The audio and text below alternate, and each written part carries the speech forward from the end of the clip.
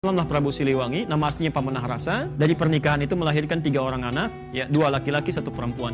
Anak pertama lahir tahun 1423, diberi nama dengan Walang Sungsang. Anak kedua lahir tahun 1426, diberi nama dengan Rara Santang. Anak ketiga lahir 1427, diberi nama dengan Raja Sengara. Semuanya masuk Islam. Walang Sungsang berganti nama menjadi Abdullah Iman. Rara Santang berganti nama menjadi Syarifah Mudaim. Dari tahun inilah kemudian keduanya pergi menunaikan ibadah haji, berangkat. Setelah berhaji ini, ternyata setelah selesai mau pulang bertemu dengan Syarif Abdullah. Syarif Abdullah jatuh hati kepada Syarifah Mudaim, minta izin untuk menikahi pada kakaknya, dinikahkan di situ. Maka ketika Abdullah Iman pulang ya ke daerahnya, ini Syarifah Mudaim gak ikut, disampaikan menikah dengan Syarif Abdullah. Ini pulang, ketika pulang oleh Prabu Siliwangi diberikan tempat di daerah Lemah Wungkuk. Lemah Wungkuk itu dulu banyak etnis di situ, ya ada Arab, ada Cina, ada orang lokal. Dalam bahasa lokal disebut dengan Caruban. Caruban itu kumpulan orang-orang dengan etnis-etnis yang banyak. Karena itu di daerah Lasem, agak ke pesisir sedikit, ya dekat ke Tuban 30 km. Kisaran pantai ada daerah Caruban juga di situ. Karena dulu orang Cina masuk pertama kali lewat Lasem. Daerah Karangturi kalau sekarang. Karangturi posisi paling kanan, di situ ada kisaran orang-orang Cina, komunitasnya di situ ya. Tapi kalau ibu tanya, bahasa Jawanya paling halus, ya orang-orang sekitaran itu. Caruban. Nah, kemudian ada biasa mereka membuat tentang rebon ya dari udang itu, campuran di situ. Maka sampai sekarang daerah itu untuk membedakan dengan yang di Lasem disebut dengan Cirebon. Ya, itu asalnya.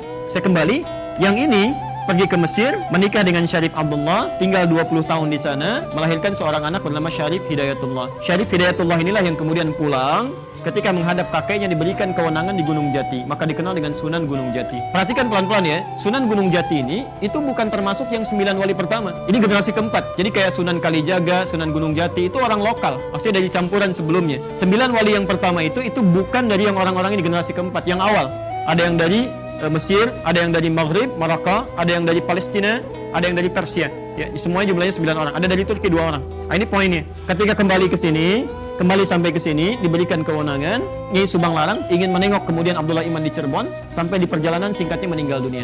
Untuk mengenang kalimat ini maka disebutkan daerahnya dengan nama Subang sampai hari ini. Kemudian tersebar luas Islam sampai muncul generasi-generasi setelahnya, sampai tibalah kemudian Portugis datang lewat Selat Malaka tahun 1511. Dari mana Portugis ini datang?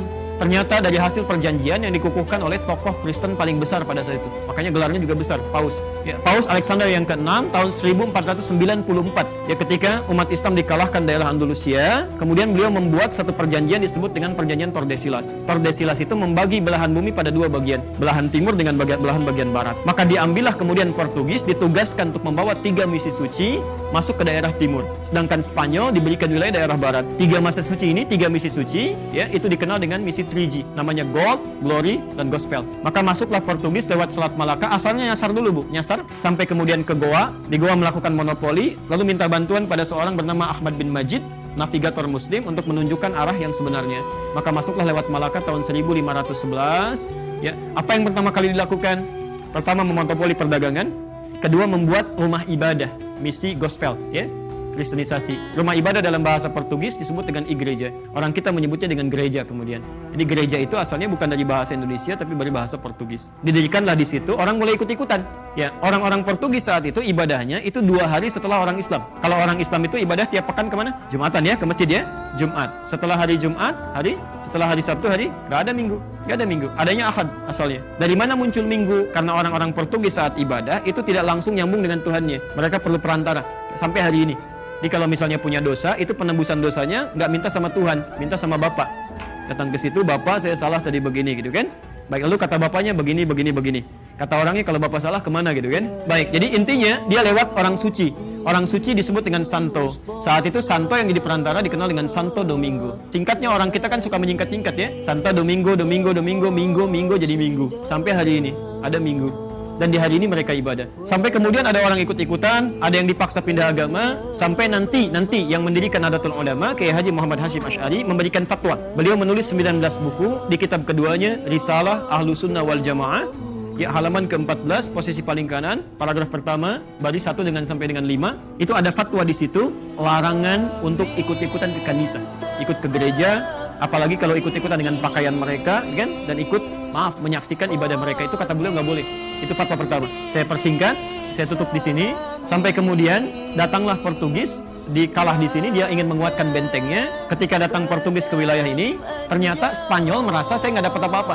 di barat itu. Maka disusullah kemudian ke timur, perginya ke Filipina, ke daerah Sulu, dipimpin oleh Magalhães. Ya, Portugis dipimpin oleh Alfonso de Albuquerque, kemudian ini dipimpin oleh Magalhães tahun 1519. Tahun 1519 takut karena ada persaingan, maka dibuatlah kemudian benteng di daerah Sunda Kelapa. Datang ke Sunda Kelapa di pinggir pantai dibikin benteng. Saat masuk ke sini itu kemudian mohon maaf ya, maaf sekali lagi, menyerang penduduknya, mencelakai, membangun tempat ibadah, sehingga Sunan Gunung Jati yang diberikan kekuasaan tadi mengutus menantunya. Beliau punya dua anak pertama namanya Muhammad laki-laki, kedua perempuan, menikah dengan seorang jenderal besar, soleh dekat dengan Allah.